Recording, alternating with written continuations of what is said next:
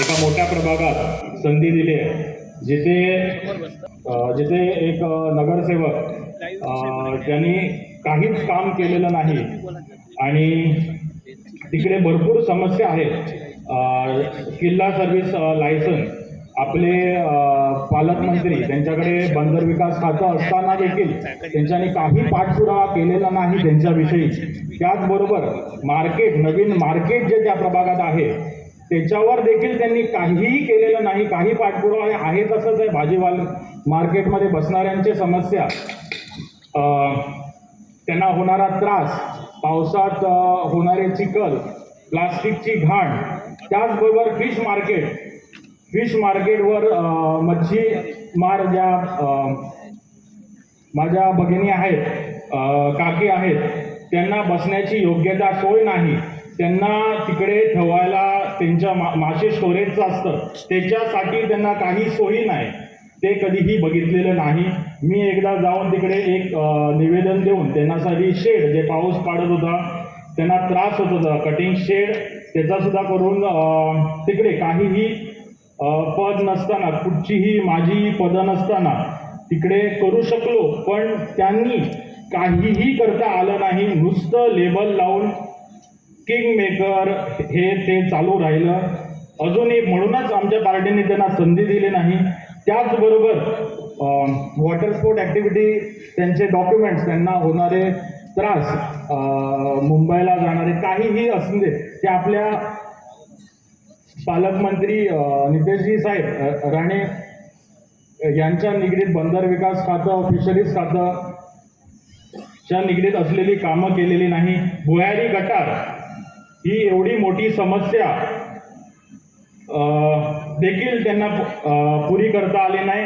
आणि तुम्हाला त्याच्यावरही सगळं मालवणवासीयांना माहितीच आहे भुयारी गटारबद्दल. त्यानंतर भटकी जनावरे एवढा मोठा प्रश्न आहे. पर्यटकपेक्षा जास्ती ते दिसत आहेत मालवणात. ह्याच्यावर देखील काही नियोजन झालेलं नाही आहे. कुठल्याही NGOला घेऊन असं म्हणत नाही आम्ही सुद्धा पॅट लवर आहोत, पण त्यांना काय ती योग्य तो सोय ही झालीच पाहिजे होती. एवढ्या वर्ष काम केल्यानंतर त्या प्रभागातील नगरसेवकाला ती गोष्ट करता आली पाहिजे होती. त्याचप्रमाणे कचऱ्याची समस्या एकही प्रभागात, माझ्या एकही प्रभागातल्या कचऱ्याचं योग्य तो नियोजन नव्हतं. सगळीकडे कचरा, सगळे हॉटेलधारक, एवढे पर्यटक येतात, सर्वात जास्ती पर्यटक माझ्या प्रभागात येतात.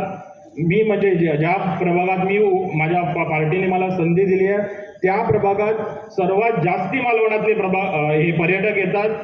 त्यांना एकदा ते येतात, एवढं आपलं भव्य दिव्य नेव्ही डेच्या दिवशी मोदीजी आले, भव्य दिव्य कार्यक्रम झालेला, त्याच ह्याच्यात पर्यटक देखील वाढलेलं. पण ते पर्यटक जेव्हा येतं मालवणात, ते परत आलं पाहिजे, ह्याची पण भान आपण ठेवली पाहिजे आणि त्याच्यावर योग्य तो नियोजन केलं पाहिजे. कचरा हा भरपूर मोठा इश्यू आहे, त्याच्यावर 100% योग्य तो काम केलं जाईल. त्याचप्रमाणे पब्लिक टॉयलेट, बहुतेक घरांना पब्लिक टॉयलेट मालवणात नाही आहेत. पब्लिक टॉयलेटच्या बाजूला सेप्टिक टँकची पण सोय नाही आहे. पाणी पडतंय, मच्छरांच्या समस्या भरपूर वाढत आहेत, लोकांना भरपूर त्रास होतोय. तरी पण एक शेवटचा 1 मिनिटात संपवतो. तरी पण त्यांना अजून पण हे सगळं न करता एक त्यांच्याकडे कुठचा विश्वास आहे माहीत नाही, पण दुसऱ्यांबद्दल वाईट बोलणं हेच करू शकतात. सकाळी जाऊन, आता माझ्याबद्दल सुद्धा अपप्रचार चालू आहे. तो सकाळी 12 वाजता उठतो, ते माझ्या घरी काय करायला येतात माहित नाही मला, पण त्यांना कसं माहित नाही. तुमचं काम करायला माझ्या घरी येतात मला माहित नाही सकाळी, पण त्यांचा हे अपप्रचार माझ्याबद्दल चालू आहे. त्याला गोव्याला बिझनेस आहे, आम्ही व्यावसायिक आहोत. आमचा गोव्याला नाही, आम्ही सगळीकडे बिझनेस करायला हे करू, पण आम्ही मालवणमध्येच राहून करू शकतो, एवढी आमच्याकडे धमक आहे. पण त्यांच्यानी देखील काहीतरी केलं पाहिजे स्वतःचं.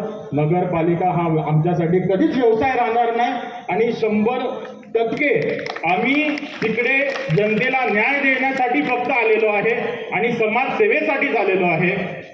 हे ध्यान ठेवून एक संधी सौरभ श्रीकृष्ण तामणकर यांना द्या. 100% तुम्हाला रिग्रेट होणार नाही.